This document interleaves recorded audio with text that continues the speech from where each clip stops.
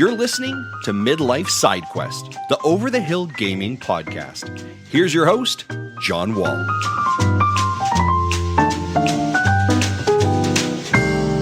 Welcome to Midlife Side Quest Game of the Year Edition, an entire week of episodes discussing the best games of 2022. Each day we'll be counting down my top 5 games of the year, as well as giving out some other honors and accolades for the video games that kept us all so entertained. If you haven't yet subscribed to the show, please take a moment to do so, and I would also love to hear your feedback, which you can do by leaving a review wherever you're listening to today's episode. Also, if you'd like to chat, you can find me on Twitter or Hive at MidlifeSQ. Looking at most Game of the Year lists being published this time of year, you'll most likely see slight variations on the same thing. Elden Ring and God of War Ragnarok, followed by an assortment of other great games and an indie or two thrown in for good measure. Nothing against those two titles.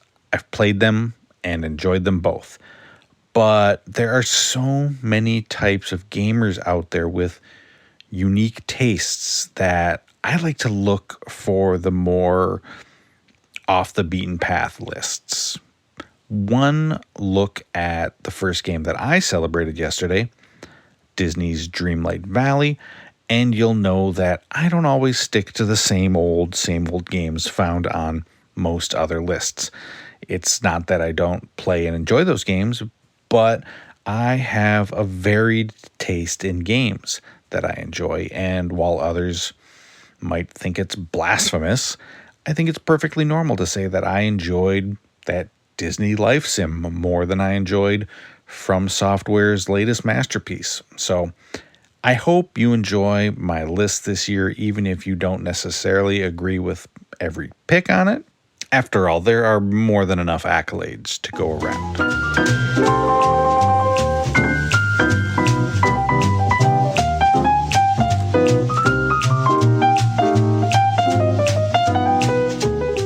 On each episode this week, we're going to start off by passing out a pair of awards to recognize games that didn't quite make it to the top 5 list, but were fantastic nonetheless.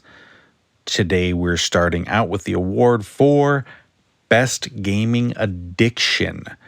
And this award goes to House Flipper from developer Frozen District. This game, it bends my rules a little bit because it's not a new release, but it is new on Xbox Game Pass, which means myself and a lot of others are getting to play it for the first time. And the game has been an absolute time suck. I have put over 200 hours into living out my HGTV fantasies this year, which for some of you weirdos is just like a long weekend of gaming, but for me, that is a huge amount of time on a single game. And don't tell her that I told you, but I think my wife has probably put in almost double that. Next, we've got the award for the most radical game of the year, and the runaway winner of this category is TMNT Shredder's Revenge, the retro-style arcade beat-em-up. If you are a Gen Xer like me, you grew up at the arcades dumping quarters into games like X-Men, The Simpsons, and Ninja Turtles.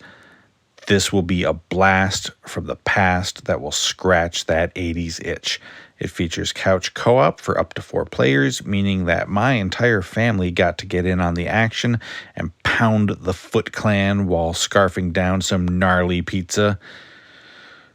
Old farts like me love a good nostalgia trip, and Shredder's Revenge absolutely delivered. That brings us to number 4 on my list of the best games of 2022. And this game was one that came kind of out of nowhere and has just dominated every little bit of free time that I have had throughout the day. Waiting for dinner to cook, play a game. Sitting in the car while my kids at dance practice, play a game. Sitting on the couch while my wife watches Sister Wives, play a game. And of course, that game is Marvel Snap. This is the kind of game that feels like it was genetically engineered in a lab to get the most optimized results out of everything that it does. It is quick to learn, but has a good amount of depth to it. It's fast to play, with most matches taking less than 5 minutes and readily available on your phone at all times. The visual style is appealing with great effects and sounds, and with the rotating seasons, variant cards to collect and upgrade, and a set of locations that rotates between each match, every single game feels unique and entertaining. It's almost perfect at what it's trying to accomplish. Building decks to take advantage of various abilities or just to make one out of your favorite characters is incredibly satisfying. And when you unlock a new card with a character you like or get a variant with some cool art, it is such a good feeling. And it harkens back to the 90s when I'd have my 3-ring binder full of Marvel trading cards.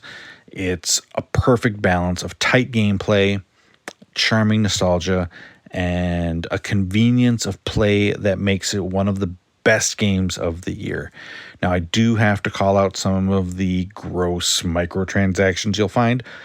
Charging $50 or more for variant cards and some of the currency is preposterous. But it's 100% avoidable, and it doesn't give those who do pay an edge during the match. It's just different card art. So it is an ugly blemish on the game, but it doesn't really detract from what is otherwise a fantastic game and my number 4 game of 2022.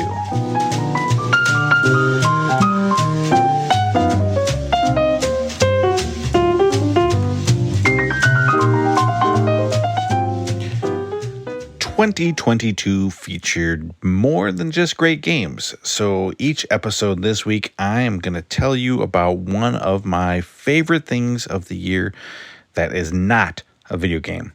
Actually, I'm going to tell you about 2 of them. Starting with the movie Prey, which was critically acclaimed, but still seemed to fly a little bit under the radar due to not getting a theatrical release and launching directly on Hulu. It might not be setting the bar terribly high to say that this film is one of the best Predator films ever made, but believe me when I say that not only is Prey just about on par with the 1987 original, but it's one of the best action movies I've seen of the last couple of years. Set in 1719, the story follows Naru, who must protect her tribe from the alien who is using the Great Plains as its hunting ground, featuring great action, a style that pays tribute to the original, and a star-making turn from Amber Midthunder. It is a must-watch for action fans. Then there's the show that never failed to make me hungry and also played kind of a big part in helping decide our next family vacation, Stanley Tucci Searching for Italy, which recently wrapped up its 2nd season on CNN, is a gorgeous tour of each of the regions of Italy as the actor meets the people and the food that makes each area unique. Tucci manages to be both suave and earnest as he gushes over each amazing dish. It's beautifully shot. It was a love letter to Italian food, and although CNN has decided not to renew the series, Tucci says that he's going to shop it around to other homes. He wants to do a season 3. Honestly, I would watch 10 seasons of him yelling, "Oh my God," over a bowl of pasta fagioli. Fellow food fanatics should check this one out right now on Discovery Plus.